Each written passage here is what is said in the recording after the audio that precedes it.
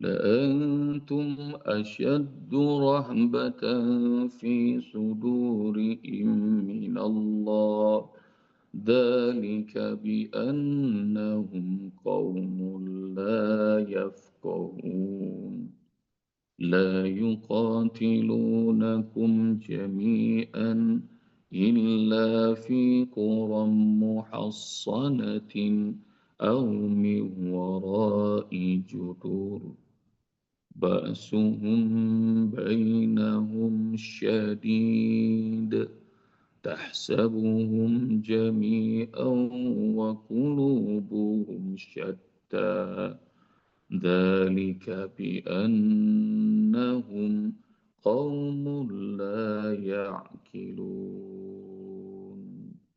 اللهم ارحمنا بالقرآن.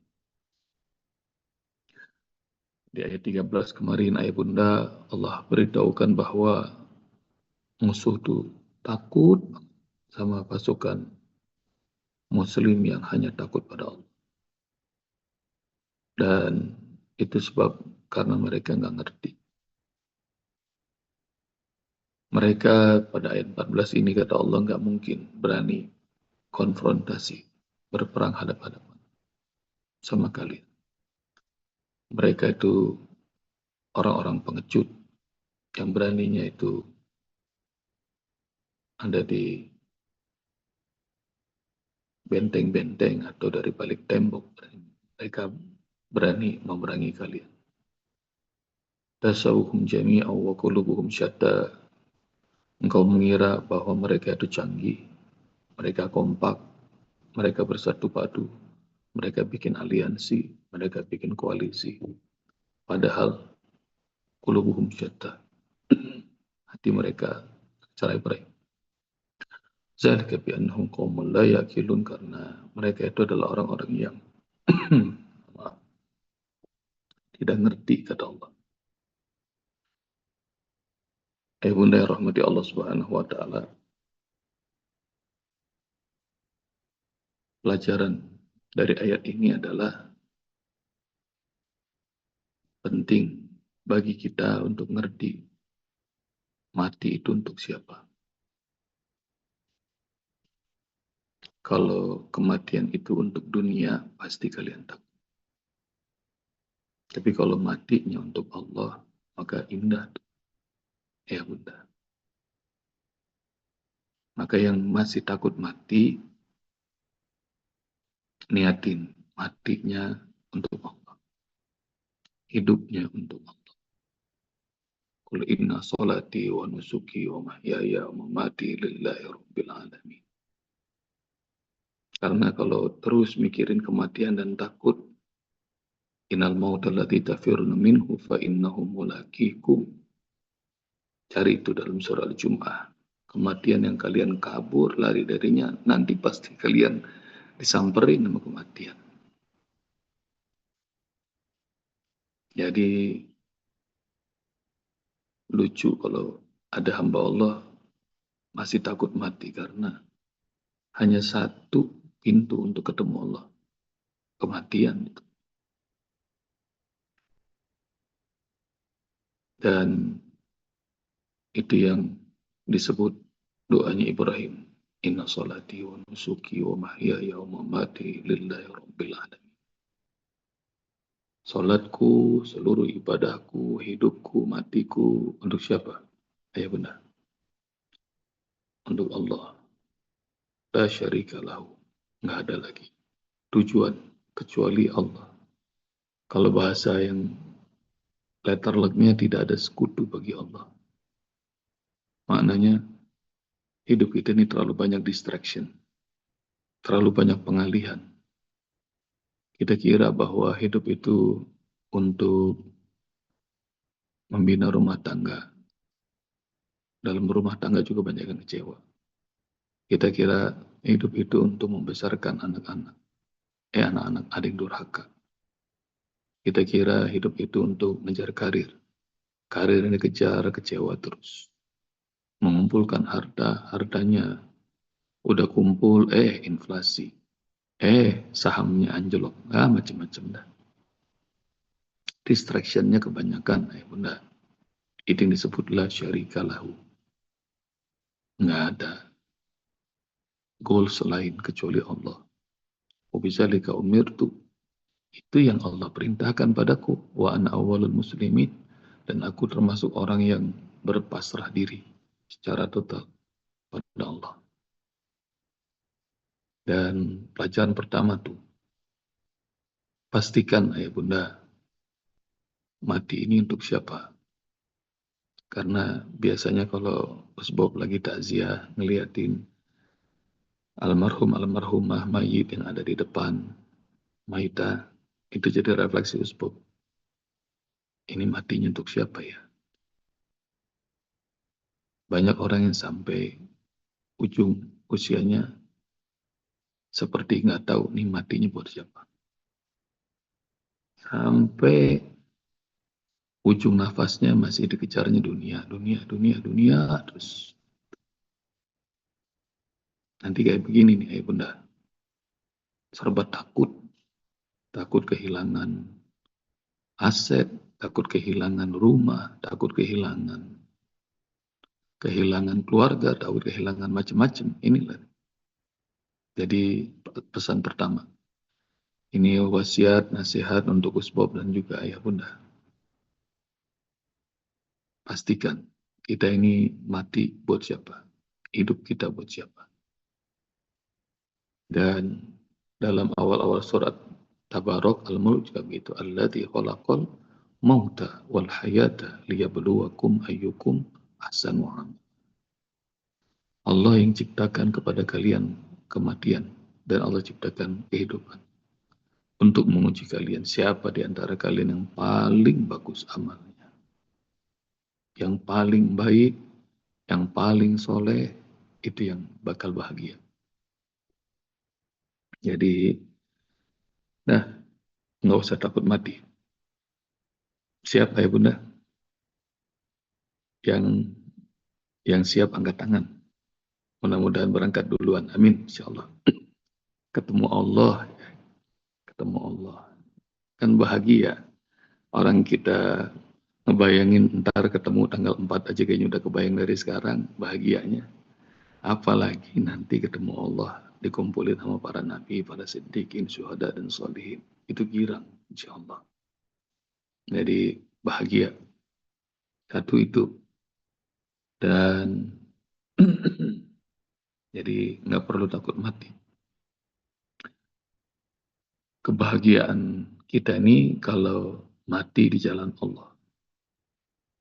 Jadi minta mati di jalan Allah. Mati di jalan Allah bisa dalam jihad, bisa dalam thalabul ilmi, menuntut ilmu. Man kharaja fi sabilillah fahuwa, man kharaja fi thalabul ilmi fahuwa fi sabilillah hatta yarji'a. Nanti cari hadisnya kata Rasulullah.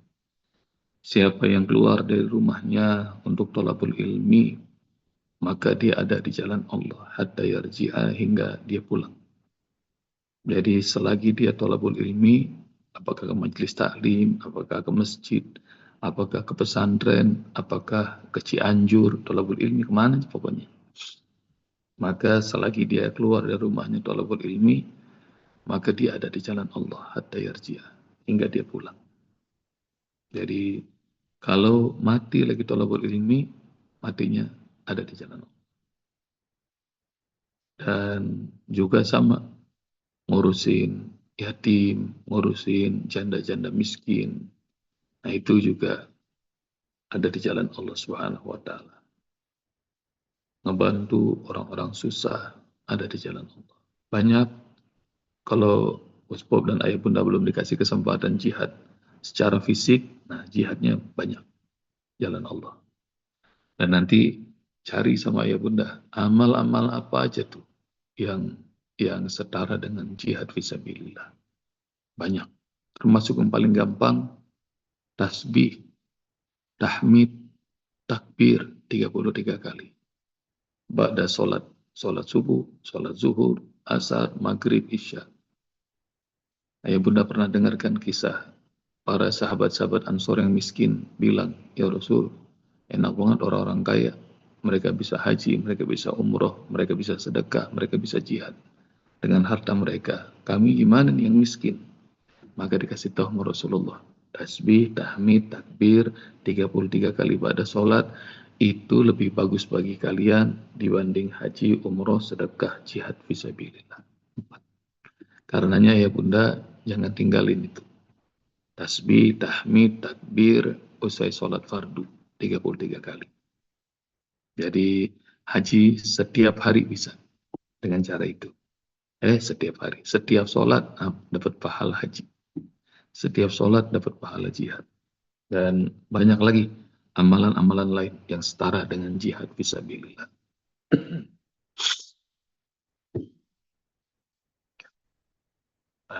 Poin pertama, jadi jangan salah ya Bunda, niatkan mati di jalan Allah. Jadi jangan takut akan kematian. Karena kematian itu pasti datang. Innal mauta alladzi tafiruna minhu fa innahu mulaqikum. Kematian itu pasti datang. Dan kalian gak bakal bisa lari dari. Yang kedua ya Bunda, ba'suhum bainahum syadid, tahsabuhum jami'a wa qulubuhum syatta. Permusuhan di antara mereka itu dahsyat. Kalian mengira mereka kompak, padahal hati mereka tercerai-berai.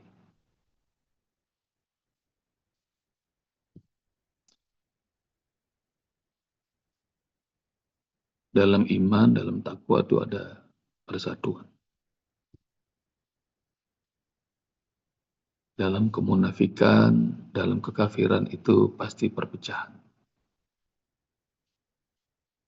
Bangsa Aus dan Khazraj, dua kaum yang tinggal di Madinah, perangnya itu udah bukan berkali-kali lagi, ratusan. Tapi begitu ada iman, langsung kompak. Mereka yang kumpul karena alasan dunia, bukan karena ibadah, pasti hatinya tercerai-berai. Maka ini yang disebut dalam surat Ali Imran.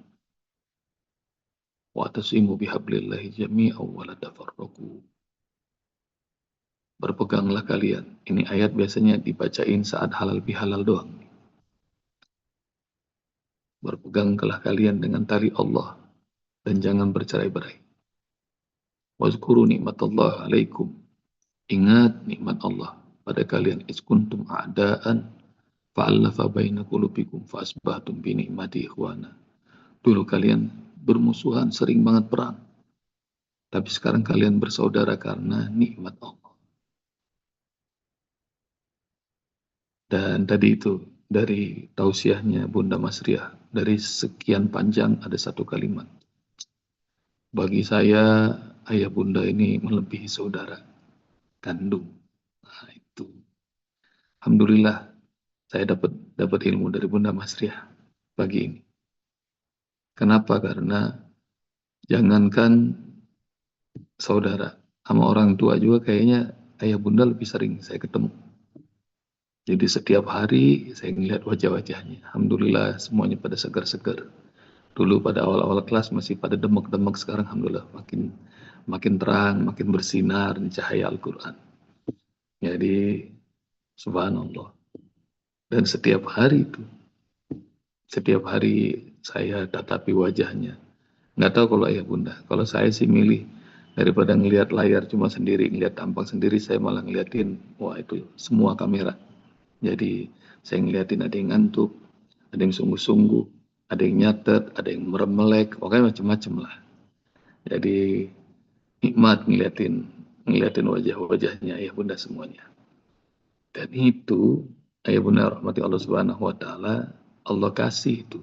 Kita nih karena iman jadi rasanya ngelebihin saudara. Makasih banyak nih Bunda Masriah, itu kalimat yang saya jadi quotation. Tolong dibikin quote hari ini ya, jadiin status. Jadi melebihi kecintaan kepada saudara kandung. Dan itu juga kan kita sudah bahas tuh. Ayat terakhir surah Al-Mujadalah.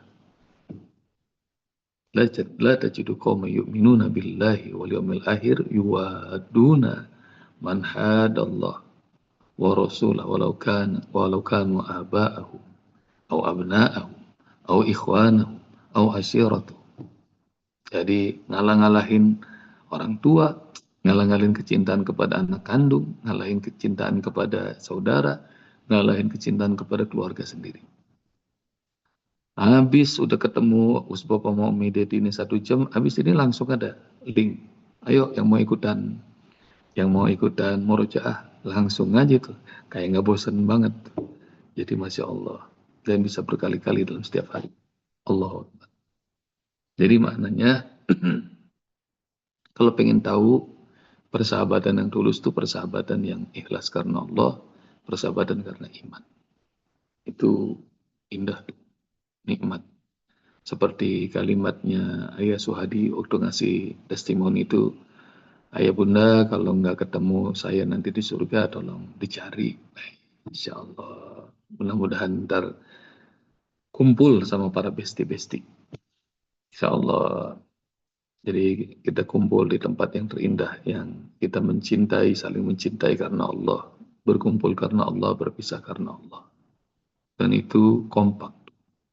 Banyak yang testimoni pada saya di kelas ini, Masya Allah, yang tinggi menyayangi yang kecil, yang lapang menyayangi yang sempit, dan kayaknya kayak nggak ada perbedaan di kelas ini. Oh, kalau sebelum ngerasanya kayaknya ini zamannya Rasulullah dan para sahabat terulang lagi, dan apalagi nanti makin banyak lagi ini pengikutnya.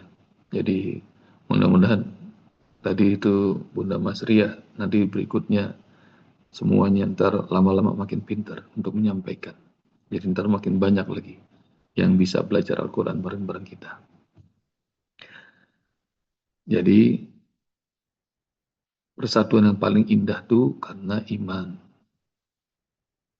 Bunda nanti cari tuh ayatnya, watasimu bihablillahi jami'an wala tafarraqu.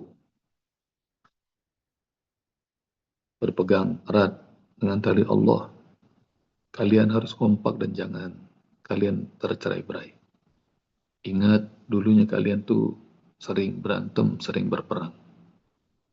Tapi sekarang karena nikmat Allah kalian bersaudara. Karena nikmat Allah. Dan ayah bunda bukan pakai duit persaudaraan itu. Bukan dengan serangan fajar. Nanti lihat. Ada ayat cari sama ayah bunda. Lau anfaqta ma fil ardi jami'an ma'allafta baina qulubi. Kalau engkau keluarkan semua harta sebumi ini, seluruh bumi, kau gelontorkan, maka engkau nggak bisa kumpulin hati manusia. Walakinna Allah allafa baina qulubi. Tapi yang bisa mengumpulkan hati-hati manusia itu adalah Allah. Jadi nanti ayah bunda cari itu ayat, seluruh harta seluruh bumi ini digelontorkan supaya bisa mempengaruhi orang-orang, nggak bisa. Allah yang bisa mengumpulkan hati-hati manusia.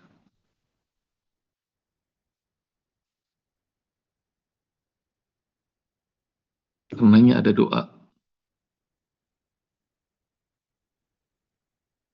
di awal surat Al-Imran halaman pertama, itu ada doa.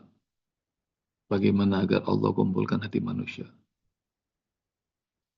Rabbana innaka jami'un nasi liyaumin la raiba fi innaka la tukhliful mi'ad. Ya Allah, Engkau yang sanggup mengumpulkan semua manusia di hari yang tidak ada keraguan di dalamnya, dan Engkau tidak akan pernah mengingkari janji.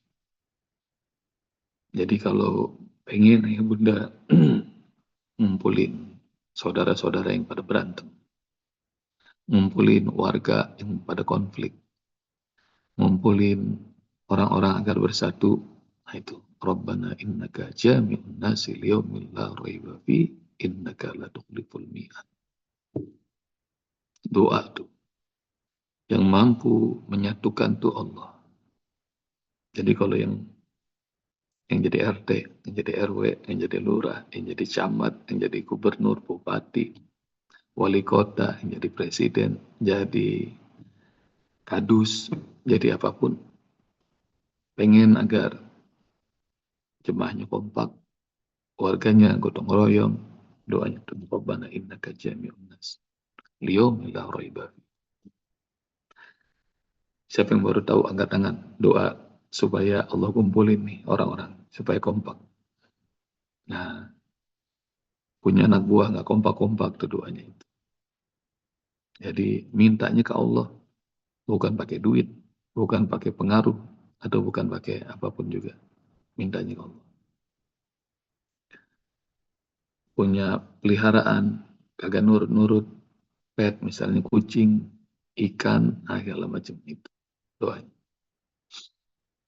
Dan ayah bunda yang rahmati Allah Subhanahu wa taala, nah sebaliknya kalau itu buat kita karena iman itu kita menjadi bersatu kompak yang nggak berdasarkan iman, yang hidupnya berdasarkan pragmatisme, kepentingan, pasti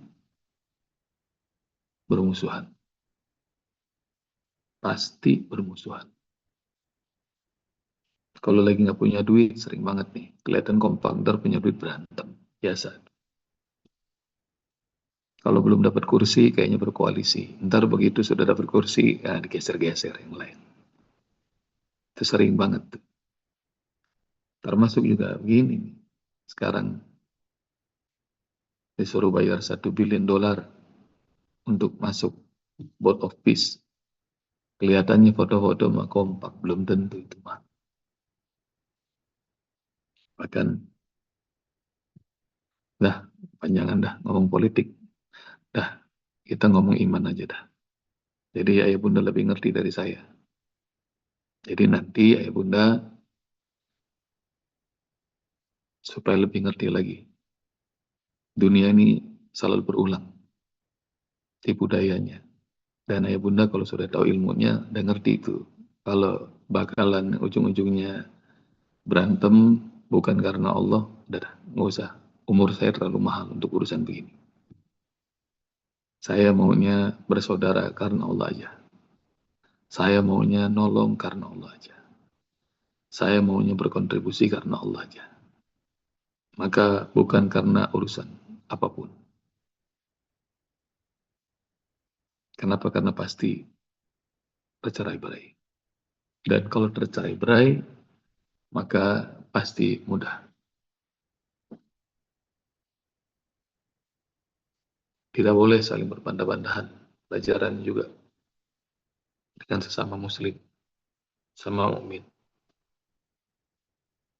Nanti ada ayat fatafshalu wa tazhaba rihukum. Kalau lagi masa-masa kritis tuh ayah bunda taat saja sama amir. Fatafshalu karena nanti kalau masa-masa kritis kalian saling berbantah-bantahan, maka kalian bakal gagal. Wa tazhaba rihukum dan marwah kalian bakal jatuh. Muslim, mukmin harus siap di bawah satu komando. Kenapa? Karena bukan pada komandannya, tapi karena ketaatan pada Allah dan Rasulnya. Bunda, kemarin dengar bagaimana kisah perang Mu'tah. Rasulullah SAW merintahkan 3.000 pasukan untuk melawan Romawi. 3.000 lawan 200.000. Tapi Rasulullah tunjuk 3 orang komandan. Yang pertama Ja'far. Kalau Ja'far gugur maka ganti dengan Abdullah bin Rawaha. Kalau Abdullah bin Rawaha yang pertama Zaid bin Harisa. Kalau Zaid bin Harisa gugur ganti Ja'far. Ja'far bin Abi Thalib. Kalau Ja'far gugur ganti sama Abdullah bin Rawaha. Dan Rasulullah di Madinah, Rasulullah SAW setiap kali gugur itu maka Rasulullah kasih tahu kepada kaum muslimin telah gugur Zaid bin Harisa. Orang-orang sedih. Tapi kemudian sekarang Rasulullah kasih tahu, sekarang panji dipegang oleh Ja'far bin Abi Thalib, orang-orang bersemangat. Maka kemudian Rasul mengatakan telah gugur Ja'far, dan semua orang sedih. Tapi panji sekarang diteruskan oleh Abdullah bin Rawaha, dan semua orang bersemangat. Begitu kemudian Rasulullah mengatakan Abdullah juga pun gugur, dan semua orang bingung, panik, ketakutan. Dan Rasulullah SAW dengan nubuatnya mengatakan, saat ini akan ditunjuk oleh Allah seorang yang akan memenangkan peperangan. Maka kemudian itulah muncul Khalid bin Walid. Dan Khalid bin Walid itu baru 4 bulan jadi muslim saat itu. Dan dulunya adalah musuh Islam yang paling nyata. Dia yang memerangi Rasul, mimpin saat perang Uhud. Tapi Masya Allah, begitu satu komando, malah ada kejeniusan yang Allah kirim. Allah berikan, hingga mereka semua terselamatkan. Nggak boleh berbantah-bantahan, ikut, harus kompak. Kalau muslim, muslimah, mukmin, mukminah, kompak. Jangan sok paling ngerti, jangan sok paling berkuasa, jangan sok paling berpengalaman. Ayah bunda nanti bakal tahu Rasulullah SAW tunjuk anak kecil.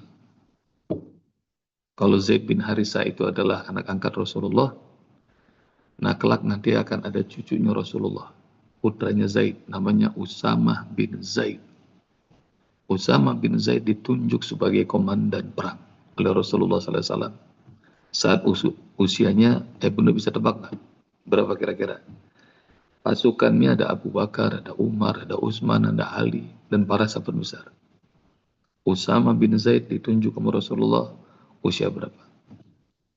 Ada dua pendapat. Yang pertama, saat usianya Usamah bin Zaid usia 16 tahun. Pendapat yang kedua, saat usia 21 tahun. Jadi, kalau kemarin kita sudah bicara Sultan Muhammad Al-Fatih itu usia 21 tahun menaklukkan Konstantinopel. Nah, ini Usamah bin Zaid 16 atau 21 tahun. Nanti cari itu kisahnya. Apakah para sahabat yang lain-lain tuh seperti Khalid bin Walid yang jago perang, Umar bin Khattab yang jago perang, komen enggak. Hati mereka satu di bawah komando. Jadi kalau sudah Allah dan Rasulnya tetapkan, maka ikut Usamah bin Zaid. Jadi kalau usianya benar 16 tahun, jadi komandan perang, Allah dahsyat. Dan itu maknanya ya bunda, jangan seperti kita, jangan sampai hati kita seperti iblis. Tahu nggak iblis? Iblis yang ketika Allah baru ciptakan Adam, anak baru nih, lalu Allah bilang kepada semua malaikat, usjudu li Adama, sujudlah kalian semua pada Adam. Fasajadu, semua malaikat sujud. Illa iblis, kecuali iblis. Iblis nggak mau. Nah karenanya harus kompak. Kalau Allah dan Rasulnya perintahkan, kompak. Ini kayak Usbop aja nih. Kayaknya Usbop paling muda di antara ya bunda. Ada Evilia ya, lebih muda. Jadi alhamdulillah ini udah hampir 3 tahun pada dengar omongannya Usbop. Jadi mudah-mudahan bunda, ayah semuanya Allah berkahi karena tunduk atas perintah Allah Subhanahu wa taala. Dan kalau enggak, yang sok berpengalaman, sok berilmu, sok berkuasa, ntar mah begitu, pecah, terpecah. Wah, ada Raden, iya benar, Raden lebih kecil lagi, Masya Allah. Jadi nanti akan terus pecah rekor. Kayaknya yang lebih muda lagi, kucingnya Bunda Heriani, kayaknya itu lebih muda. Atau mungkin cucu-cucunya yang pada ikutan, biasanya Bunda Astina gendong cucu tuh, kalau lagi taklim. Insya Allah. Zalika bi'annahum qawmun la ya'qilun. Terakhir, itu karena mereka nggak ngerti, kata Allah Subhanahu wa taala. Ayo Bunda, poin terakhir. Panik itu akan menghilangkan akal. Kepanikan itu akan menghilangkan akal, nggak bisa berpikir jernih. Dan kalau Kalau sudah panik, salah-salahan. Kalau panik, nggak bisa tenang. Jadi itu karena mereka nggak ngerti kata Allah. Mereka nggak bisa mikir lagi. Ayah bunda barangkali dalam hidupnya pernah lihat orang yang tadinya pinter banget, begitu panik, blow on tuh langsung nggak bisa mikir. Dan ketahuilah ya bunda bahwa itu yang disebut bahwa berpikir jernih itu bukan di sini. Berpikir jernih itu di sini. Allazina amanu wa tatma'innu qulubuhum bi dzikrillah. Orang-orang itu, orang-orang yang beriman, hati mereka tenang karena banyak zikir, mengingat Allah. Ala bi dzikrillah, ketahuilah, hanya dengan mengingat Allah dan ma'inul qulub, hati jadi tenang. Pengen lebih tahu lagi bagaimana otak itu kagak fungsi, bunda. Bunda pernah dengar nggak manfaat istighfar? Kata Rasulullah SAW dalam sabdanya, cari hadisnya. Man lazimal istighfar, siapa yang terbiasa istighfar, minta ampun sama Allah. Ja'alallahu lahu min kulli dhikin makhraja. Kalau sempit hidupnya, Allah bukakan. Wa min kulli hammin faraja. Kalau dia dirundung sama kesulitan, maka Allah kasih jalan keluar. Wa razaqahu min haitsu la yahtasib. Dan Allah akan beri dia rezeki dari jalan yang tidak pernah diduga. Apa maksudnya? Kalau Allah sudah tutup segala-gala, nggak guna otak, nggak guna tangan, kaki, tenaga, nggak bisa. Kalau udah Allah tutup segala-gala. Kalau punya masalah, nggak bisa diselesaikan. Perasaan dia pinter banget dulu. Kok nggak bisa sih segampang itu? Kalau sudah Allah tutup, nggak bisa ada. Tapi kalau minta ampun sama Allah, astagfirullahaladzim, astagfirullahaladzim, astagfirullahaladzim, taubat, sungguh-sungguh, maka yang sempit Allah lapangin. Masalah seberat apapun Allah ringanin. Dan rezeki dari mana-mana Allah datang. Pelajaran dari kalimat zalika bi annahum qaumun la yaqilun. Kepanikan itu akan membuat otak nggak fungsi. Mereka nggak ngerti. Nah sebabnya nggak usah pakai otak. Kalau sering ngomong tuh, jangan pakai otak. Mendingan selalu minta petunjuk Allah. Minta petunjuk Allah, ntar semua mau jadi mudah. Dan kita sudah tahu tuh, ayatnya sudah banyak. Yang suka berinfak, beriman, berinfak, percaya atas janjinya Allah, fasaniyasiruhu lil yusra. Kami akan mudahkan semua urusannya jadi mudah. Kata Allah. Surat Al-Lail ayat berapa tuh ya bunda? Udah pernah belajar kan? Amma man a'ta wattaqa wa saddaqa bil husna fasaniyasiruhu lil yusra. Semua maunya jadi mudah. Nah, jadi ayah bunda bakal tahu tuh. Biar mereka punya nuklir, mereka punya senjata, mereka punya koalisi terhebat, mereka punya apapun, tenang, tenang, tenang. Kelihatannya doang mereka kompak, padahal mereka saling salah-salahan. Itu hanya karena mereka panik, mereka nggak ngerti. Dan kalau orang-orang beriman, dia zikir. Sambil perangannya masih bisa zikir, masih menyebut nama Allah. Apalagi sambil qiyamul lail, seperti kultumnya Bunda Masriah. Insyaallah. Jazakumullah. Assalamualaikum warahmatullahi wabarakatuh.